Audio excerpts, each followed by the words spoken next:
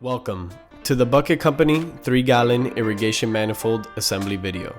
In this video, you will be connecting 5 different pieces: the 360-degree sprayers, the manifold brackets, the irrigation manifold itself, the 1/2-inch double female union valve, and the 1/2-inch to 3/4-inch male barb tee. First, take your 360-degree sprayers and plug them into the 4.7mm holes. Second, take your 1/2-inch double female union valve and fasten it onto the manifold.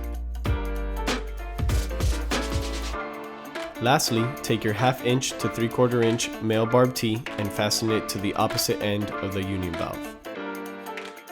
Now it's time to set the manifold in place. Take the first manifold bracket and slide it into the middle position of the clip. Now take your second manifold bracket and slide it into the innermost position of the clip. Next, take the manifold and slide the neck under the clip opposite of the drain hole. Once you have positioned the manifold, proceed to slide the brackets onto the bottom part of the manifold. Finally, your 3-gallon manifold is set and the irrigation is ready to go.